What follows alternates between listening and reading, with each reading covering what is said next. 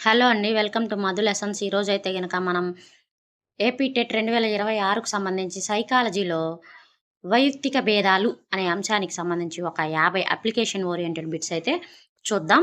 ఈ టాపిక్‌కి సంబంధించి కూడా టెట్‌లో కనీసం 1-2 మార్కులకు బిట్స్ అడుగుతూ ఉంటారు కాబట్టి, ఈ టాపిక్‌ని చూద్దాం రండి. ఒకే ఇంట్లో పెరుగుతున్నప్పటికీ రామకృష్ణ గణితంలో రాణిస్తుంటే, అతని కవల సోదరుడైన హరికృష్ణ సంగీతంలో ప్రతిభ చూపుతున్నాడు. ఇది ఏ రకమైన వైయక్తిక భేదము? అంతర్వైయక్తిక భేదం, అంతర్వైయక్తిక భేదం, సాంస్కృతిక భేదం, వికాస భేదం. ఆన్సరు అంతర్వైయక్తిక భేదం. ఇద్దరు వేరు వేరు వ్యక్తుల మధ్య సామర్థ్యాల తేడాను పోల్చినప్పుడు అంతర్వైయక్తిక భేదం అని అంటాము. నవ్య అనే విద్యార్థిని సైన్స్ సబ్జెక్టులో 100కు 95 మార్కులు సాధించింది. కానీ అదే నవ్య సోషల్ స్టడీస్‌లో కేవలం 45 మార్కులు మాత్రమే తెచ్చుకుంది. ఇది ఏ భేదాన్ని సూచిస్తుంది? అంతర్వైయక్తిక భేదం, అంతర్వైయక్తిక భేదం, సహజాత భేదం, లింగ భేదం. ఆన్సరు అంతర్వైయక్తిక భేదం. ఒక వ్యక్తిలో ఉన్న సామర్థ్యాలు ఒక వ్యక్తిలోనే ఇప్పుడు ఇద్దరు వ్యక్తుల మధ్య పోల్చినప్పుడైతేనేమో అంతర్వైయక్తిక భేదం అన్నాము. ఒక వ్యక్తిలోనే 2 అంశాలను పోల్చినప్పుడు అంతర్వైయక్తిక భేదం అని అంటాము. ఒకే తల్లిదండ్రులకు జన్మించిన సమరూప కవలలు వేరు వేరు వాతావరణాల్లో పెంచినప్పుడు వారి ప్రజ్ఞాలబ్ధిలో స్వల్ప తేడాలు గమనించబడ్డాయి. దీనికి కారణం ఏమిటి? అనువంశికత లోపం, పరిసర ప్రభావం, వయస్సు భేదం, పరిపక్వత లోపం. ఆన్సర్ పరిసరాల ప్రభావం. సమరూప కవలల్లో అనువంశికత 100% సమానంగా ఉంటుంది. కాబట్టి వారి మధ్య వచ్చే మార్పులకు పూర్తిగా పరిసరాలు మాత్రమే కారణం అవుతాయి. ఉపాధ్యాయుడు క్లాసు రూమ్‌లో పాఠం చెబుతున్నప్పుడు సీను అనే విద్యార్థి వెనక బెంచిలో కూర్చొని బోర్డు వైపు చూడటానికి ఇబ్బంది పడుతున్నాడు. ఉపాధ్యాయుడు గమనించాల్సిన వైయక్తిక భేదం ఏది? మానసిక భేదం, ఇంద్రియ శారీరక భేదం, వైఖరి భేదం, ప్రజ్ఞా భేదం. ఆన్సరు ఇంద్రియ శారీరక భేదం.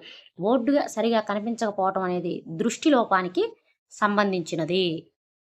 ఒక తరగతి గదిలో అందరు పిల్లలు ఒకే వయసు ఉన్నప్పటికీ కొందరు పిల్లలు వేగంగా పరిగెత్తగలరు, కొందరు నెమ్మదిగా పరిగెత్తగలరు. ఇది దేనిని సూచిస్తుంది? చాలక నైపుణ్యాలలో వైయక్తిక భేదం, మానసిక వైయక్తిక భేదం, సాంఘిక వైయక్తిక భేదం, ఉద్యోగ భేదాలు. ఆన్సరు చాలక నైపుణ్యాలలో వైయక్తిక భేదం. శారీరక కదలికలు, ఆటలు, పరిగెత్తడం వంటి సామర్థ్యాలను అన్నీ కూడా చాలక నైపుణ్యాల కిందకి వస్తాయి. అలాగే ఈ రమేష్ అనే ఉపాధ్యాయుడు తన క్లాసులోని విద్యార్థులందరికీ ఒకే రకమైన హోంవర్క్ ఇస్తున్నాడు. ఈ చర్య ఏ సైకాలజీ నియమాన్ని ఉల్లంఘిస్తుంది? వికాస నియమము, వైయక్తిక భేదాల నియమము, పరిపక్వత నియమము, అభ్యసన నియమము. ఆన్సర్ వైయక్తిక భేదాల నియమం. తరగతి గదిలో పిల్లల సామర్థ్యాలు వేరువేరుగా ఉంటాయి. అందరికీ ఒకే రకమైన బోధన లేదా హోంవర్క్ ఇవ్వటం వైయక్తిక భేదాల నియమానికి విరుద్ధం. పులి కడుపున పులి పిల్లలే పుడతాయి అనే సామెత వైయక్తిక భేదాల ఏ కారకాన్ని సమర్థిస్తుంది? పరిశ్రమ, అనువంశికత, శిక్షణ, పాఠశాల. ఆన్సరు అనువంశికత. తల్లిదండ్రుల పోలికలు, గుణాలు పిల్లలకు రావడాన్ని అనువంశికత సూచిస్తుంది. కిరణ్ అనే అబ్బాయి నగరంలో ఖరీదైన కార్పొరేట్ స్కూల్లో చదువుతున్నాడు. అతని బావ గ్రామీణ ప్రభుత్వ స్కూల్లో చదువుతున్నాడు. వీరిద్దరి భాషా వికాసంలో తేడాలు ఉండటానికి ప్రధాన కారణం ఏమిటి? అనువంశికత, సాంఘిక ఆర్థిక పరిసరాలు, శారీరక పరిపక్వత, లింగ భేదాలు. ఆన్సరు సాంఘిక ఆర్థిక పరిసరాలు. పాఠశాల, సమాజము, ఆర్థిక స్థితిగతులు అనేవి బాహ్య పరిసరాల కిందకు వస్తాయి. ఒక తరగతిలో బాలికలు అక్షర క్రమం హ్యాండ్ రైటింగ్లో బాలుర కంటే మెరుగ్గా ఉన్నారు. దీనికి గల కారణం ఏమిటి? ప్రజ్ఞాభేదం, లింగభేదం వల్ల కలిగే భాషా నైపుణ్యాలు, వైఖరి భేదం, అభ్యాసన లోపం. ఆన్సరు లింగభేదం వల్ల కలిగే భాషా నైపుణ్యాలు. పరిశోధనల ప్రకారం చిన్న వయసులో బాలికలు భాషా నైపుణ్యాల్లో, బాలురు గణిత స్థాన సంబంధ నైపుణ్యాల్లో త్వరగా రాణిస్తారు. ఉపాధ్యాయురాలైన ఉపాధ్యాయురాలైన సుజాత క్లాసులో పొడుగ్గా ఉన్న పిల్లలను వెనక సీట్లో, పొట్టిగా ఉన్న పిల్లలను ముందు సీట్లో కూర్చోబెట్టింది. ఆమె ఏ భేదాల ఆధారంగా ఈ నిర్ణయం తీసుకుంది? మానసిక భేదాలు, శారీరక భేదాలు, ఉద్వేగ భేదాలు, సాంఘిక భేదాలు. ఆన్సర్ శారీరక భేదాలు. ఎత్తు, బరువు, శరీర ఆకృతి అనేవి శారీరక భేదాల పరిధిలోకి వస్తాయి. రాజు అనే 10 సంవత్సరాల బాలుడి మానసిక వయస్సు 10 సంవత్సరాలు. అతడు ఏ వర్గానికి చెందుతాడు? 10 ప్రతిభావంతుడు, సగటు ప్రజ్ఞావంతుడు, మందబుద్ధి, అల్ప ప్రజ్ఞావంతుడు. ఆన్సరు సగటు ప్రజ్ఞావంతుడు. ఇక్కడ ఐక్యూకి సూత్రం మానసిక వయసు బై శారీరక వయసు ఇంటూ 100. ఇక్కడ 10/10 into 100 that is equal to 100 IQ. 90 నుంచి 109 మధ్య ఉంటే వారు సగటు ప్రజ్ఞావంతులు. సురేష్ అనే విద్యార్థి ఏ విషయాన్నైనా ఒకసారి చూస్తే చాలు గుర్తుపెట్టుకుంటాడు. క్లిష్టమైన సమస్యలను క్షణాల్లో సాధిస్తాడు. అతని ఐక్యూ 140 కంటే ఎక్కువ ఉంది. అతడు ఏ రకమైన బాలుడు? సగటు బాలుడు, ప్రతిభావంతుడు, వెనుకబడిన బాలుడు, మందబుద్ధి కలిగినవాడు. ఆన్సరు ప్రతిభావంతుడు. టెర్మన్ వర్గీకరణ ప్రకారం ఐక్యూ 140 అంతకంటే ఎక్కువ ఉన్నవారిని ప్రతిభావంతులు, గిఫ్టెడ్ అని అంటారు. ఒక తరగతి గదిలో రవి అనే విద్యార్థికి రోజువారీ పనులు చేసుకోవడం, తోటివారితో మాట్లాడటం చాలా కష్టంగా ఉంది. అతని ఐక్యూ 50 ఉంది. అతనికి ఎలాంటి విద్యా ప్రణాళిక అవసరం? సాధారణ సిలబస్సు, ప్రత్యేక శిక్షణ మరియు వృత్తిపరమైన నైపుణ్యాలు, కార్పొరేట్ చదువులు, నవోదయ శిక్షణ. ఆన్సరు ప్రత్యేక శిక్షణ మరియు వృత్తి నైపుణ్యాలు. ఐక్యూ 50 ఉన్నవారు శిక్షణ ఇవ్వదగిన మందబుద్ధులు. వీరికి జీవన నైపుణ్యాలు నేర్పించాలి. ఉపాధ్యాయుడు క్లాస్ రూమ్లో ఒక సమస్య ఇస్తే అఖిల్ దానికి 5 రకాల వేరువేరు పరిష్కారాలను ఆలోచించి చెప్పాడు. అఖిల్లో ఉన్న ప్రత్యేకత ఏమిటి? సంకుచిత ఆలోచన, సృజనాత్మకత లేదా వివిధ ఆలోచన, కేంద్రీకృత ఆలోచన, సాధారణ ప్రజ్ఞ. ఆన్సరు సృజనాత్మకత లేదా వివిధ ఆలోచన. ఒకే సమస్యకు అనేక కొత్త కోణాల్లో పరిష్కారాలు కనుక్కోవటాన్ని సృజనాత్మకత లేదా వైవిధ్య ఆలోచన అంటారు. వైవిధ్య, అక్కడ వివిధ అని చదివా కదా, వైవిధ్య. గిల్ఫర్డ్ ప్రజ్ఞా నమూనా సిద్ధాంతం ప్రకారం తరగతి గదిలో సృజనాత్మకత కలిగిన పిల్లలను గుర్తించడానికి ఏ సామర్థ్యం ఉపయోగపడుతుంది? సమైక్య ఆలోచన, వైవిధ్య ఆలోచన, స్మృతి, మూల్యాంకనం. ఆన్సరు విభిన్న ఆలోచన. వైవిధ్య ఆలోచన లేదా విభిన్న ఆలోచన సృజనాత్మకతకు మూలాధారం అని గిల్ఫర్డ్ పేర్కొన్నాడు. గార్డెనర్ బహుళ ప్రజ్ఞా సిద్ధాంతం ప్రకారం ఒక తరగతి గదిలో పటాలు, మ్యాప్స్, రేఖాచిత్రాలు బాగా గీయగల విద్యార్థిలో ఏ ప్రజ్ఞ ఎక్కువగా ఉంటుంది? భాషా ప్రజ్ఞ, దృశ్య స్థాన సంబంధ ప్రజ్ఞ, తార్కిక ప్రజ్ఞ, శారీరక చాలక ప్రజ్ఞ. ఆన్సరు దృశ్య స్థాన సంబంధ ప్రజ్ఞ. స్థలాలు, ఆకారాలు, మ్యాపులు సరిగా అర్థం చేసుకునే సామర్థ్యాన్ని దృశ్య స్థాన సంబంధ ప్రజ్ఞ అని అంటాము. క్లాసులో లక్ష్మి అనే అమ్మాయి ఇతరుల బాధలను, భావాలను త్వరగా అర్థం చేసుకొని అందరితో మంచి సంబంధాలు కలిగి ఉంటుంది. గార్డినర్ ప్రకారం ఆమెలో ఉన్న ప్రజ్ఞ ఏది? అంతః వ్యక్తిగత ప్రజ్ఞ, వ్యక్తంతర ప్రజ్ఞ, ప్రకృతి సంబంధ ప్రజ్ఞ, సంగీత ప్రజ్ఞ. ఆన్సరు వ్యక్తంతర ప్రజ్ఞ. ఇతరుల మనోభావాలను, ఉద్వేగాలను అర్థం చేసుకునే సామర్థ్యాన్ని వ్యక్తంతర ప్రజ్ఞ, ఇంటర్పర్సనల్ ఇంటెలిజెన్స్ అని అంటారు. క్లాసులో ఒక విద్యార్థి తన ప్లస్ పాయింట్ ఏమిటో, మైనస్ పాయింట్ ఏమిటో సరిగ్గా అంచనా వేసుకోగలడు. గార్డినర్ ప్రకారం అతనిలో ఉన్న ప్రజ్ఞ ఏది? వ్యక్తంతర ప్రజ్ఞ, అంతః వ్యక్తిగత ప్రజ్ఞ, భాషా ప్రజ్ఞ, అస్తిత్వాత్మక ప్రజ్ఞ. ఆన్సరు అంతః వ్యక్తిగత ప్రజ్ఞ. తనలో తానే చేసుకుంటున్నాడు కాబట్టి అంతః వ్యక్తిగత ప్రజ్ఞ. ప్రజ్ఞా పరీక్షలో అక్షరాలు చదవటం రాని గ్రామీణ లేదా నిరక్షరాస్య పిల్లల కోసం ఏ రకమైన పరీక్షలను ఉపయోగించాలి? శాబ్దిక, అశాబ్దిక లేదా నిష్పాదన పరీక్షలు, వ్యాసరూప ప్రశ్నలు, గ్రూప్ వెర్బల్ పరీక్షలు. ఆన్సరు అశాబ్దిక లేదా నిష్పాదన పరీక్షలు. భాషతో సంబంధం లేకుండా బొమ్మలు, అమరికలు ద్వారా చేసే పరీక్షలను అశాబ్దిక లేదా నిష్పాదన పరీక్షలు అంటారు. నిరక్షరాస్యులకు ఇవి సరైనవి. ఒక ఉపాధ్యాయుడు విద్యార్థి యొక్క ప్రజ్ఞా లబ్ధిని మాత్రమే చూసి అతని భవిష్యత్తును 100% ఖచ్చితంగా అంచనా వేయగలడా? అవును, వేయగలడు. లేదు, ఎందుకంటే ప్రజ్ఞతో పాటు ఆసక్తి, వైఖరులు కూడా ముఖ్యం. అవును, ప్రజ్ఞే సర్వస్వం. లేదు, ప్రజ్ఞ స్థిరంగా ఉండదు. ఆన్సరు లేదు, ఎందుకంటే ప్రజ్ఞతో పాటు ఆసక్తి, వైఖరులు కూడా ముఖ్యం. జీవితంలో రాణించడానికి కేవలం ఐక్యూ సరిపోదు. వైయక్తిక భేదాలైన ఆసక్తులు, వైఖరులు, ఉద్వేగ ప్రజ్ఞ కూడా ప్రధాన పాత్ర పోషిస్తాయి. ప్రవీణ్ అనే వ్యక్తి సైన్స్ సబ్జెక్ట్ చదవటం అస్సలు ఇష్టం లేదు. కానీ సైన్స్ ల్యాబ్లో ప్రయోగాలు చేయడం అంటే చాలా ఇష్టం. ప్రవీణ్ ల్యాబ్ ప్రయోగాల పట్ల ఉన్నది ఏమిటి? వైఖరి, ఆసక్తి, సహజ సామర్థ్యం, అలవాటు. ఆన్సరు ఆసక్తి. ఒక పని ఇష్టంగా చేయడాన్ని లేదా ఆనందం పొందడాన్ని ఆసక్తి అంటారు. సీత అనే అమ్మాయికి సంగీతంలో ఎలాంటి ముందస్తు శిక్షణ లేదు. అయినా ఆమె ఏ పాట విన్నా వెంటనే హార్మోనియంపై ట్యూన్ వాయించగలదు. సీతలో ఉన్న ప్రత్యేకత ఏమిటి? ఆసక్తి, సహజ సామర్థ్యం, వైఖరి, అభ్యసనం. ఆన్సరు సహజ సామర్థ్యం. భవిష్యత్తులో శిక్షణ ఇవ్వకుండా ఇవ్వటం ద్వారా సాధించగల పుట్టుకతో వచ్చే అంతర్గత నైపుణ్యాన్నే సహజ సామర్థ్యం అని అంటాము.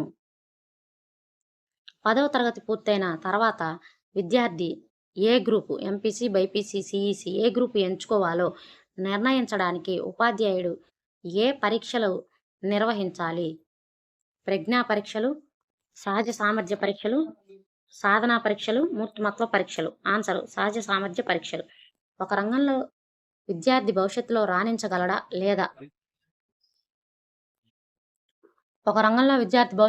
రాణించగలడా లేదా అనే అంచనా వేయడానికి సహజ సామర్థ్య పరీక్షలు DATలు దోహదపడతాయి. ప్రభుత్వ పాఠశాలలో ఇంగ్లీష్ మీడియం ప్రవేశపెట్టడం చాలా మంచి నిర్ణయం అని ఒక ఉపాధ్యాయుడు బలంగా నమ్ముతున్నాడు. ఇది ఆ ఉపాధ్యాయుడు దేనిని సూచిస్తుంది? ఆసక్తిని, వైఖరిని, సహజ సామర్థ్యాన్ని, ప్రజ్ఞను. ఆన్సర్ వైఖరి. ఒక వ్యక్తి, వస్తువు లేదా భావన పట్ల అనుకూల లేదా ప్రతికూల మానసిక స్పందనను వైఖరి అంటారు. యాటిట్యూడ్ వైఖరి అంటే. తరగతిలో గణిత ఉపాధ్యాయుడిని చూస్తే భయపడే విద్యార్థి క్రమంగా గణిత సబ్జెక్టును కూడా అసహ్యించుకోవటం ప్రారంభించాడు. ఇక్కడ విద్యార్థిలో ఏర్పడిన మార్పు ఏమిటి? ప్రతికూల మార్పు, ప్రతికూల వైఖరి, అల్ప ప్రజ్ఞ, వెనుకబాటుతనం. ఆన్సరు ప్రతికూల వైఖరి. ఉపాధ్యాయుడిపై ఉన్న ప్రతికూల భావనను సబ్జెక్టు పైకి నెగిటివ్ వైఖరిగా మారిందనమాట. ఒక విద్యార్థి యాంత్రిక వస్తువులను విప్పి వాటిని మళ్ళీ సులభంగా అసెంబుల్ చేయగలడు. అతనిలో ఏ సహజ సామర్థ్యం ఎక్కువగా ఉంది? క్లెరికల్ ఆప్టిట్యూడు, మెకానికల్ ఆప్టిట్యూడు, సంగీత సహజ సామర్థ్యము, భాషా సహజ సామర్థ్యము. Answer mechanical aptitude. యంత్రాలు, పరికరాల పనితీరును అర్థం చేసుకునే అంతర్గత నైపుణ్యాన్ని యాంత్రిక సహజ సామర్థ్యం కిందకు వస్తుంది. క్లాస్ రూమ్లో కొంతమంది విద్యార్థులు ఎప్పుడూ లైబ్రరీ బుక్స్ చదవటానికి ప్రాధాన్యత ఇస్తుంటారు. ఇది వారిలో దేనిని తెలియజేస్తుంది? బలవంతపు అభ్యసనం, పఠనాశక్తి, వైఖరి లోపం, సామాజిక భేదం. ఆన్సర్ పఠనాశక్తి. ఖాళీ సమయంలో పుస్తకాలు చదవడానికి మొగ్గు చూపడం అనేది వారి వ్యక్తిగత ఆసక్తిని సూచిస్తుంది. కిరణ్ అనే విద్యార్థికి ఆటల పట్ల విపరీతమైన ఆసక్తి ఉంది. కానీ కోచ్ ఎంత శిక్షణ ఇచ్చినప్పటికీ అతడు మంచి ఆటగాడు కాలేకపోయాడు. దీనికి కారణం ఏమిటి? ఆసక్తి లేకపోవడం, తగిన సహజ సామర్థ్యం లేకపోవడం, పరిసరాల లోపం, ఉపాధ్యాయుడు తప్పు. ఆన్సరు తగిన సహజ సామర్థ్యం లేకపోవడం. కేవలం ఆసక్తి ఉంటే సరిపోదు, ఆ పనికి సంబంధించి పుట్టుకతో వచ్చే సహజ సామర్థ్యం కూడా ఉండాలి. వైఖరులను కొలవడానికి లీకర్ట్ రూపొందించిన స్కేల్ ఏది? త్రిబిందుమితి, పంచబిందుమితి, శతాంశక scale, graphic rating scale. Answer పంచబిందుమితి. లీక్టర్ వైఖరులను కొలవడానికి 5 point scale strongly agreed and strongly disagree వరకు ప్రవేశపెట్టారు. విద్యార్థులలో సైన్స్ సబ్జెక్టు పట్ల శాస్త్రీయ వైఖరి పెంపొందించడానికి ఉపాధ్యాయుడు ఏ పద్ధతిని వాడాలి? ఉపన్యాస పద్ధతి, అన్వేషణ, ప్రాజెక్టు పద్ధతి, బట్టి, పాఠ్యపుస్తక పద్ధతి. ఆన్సరు అన్వేషణ లేదా ప్రాజెక్టు పద్ధతి.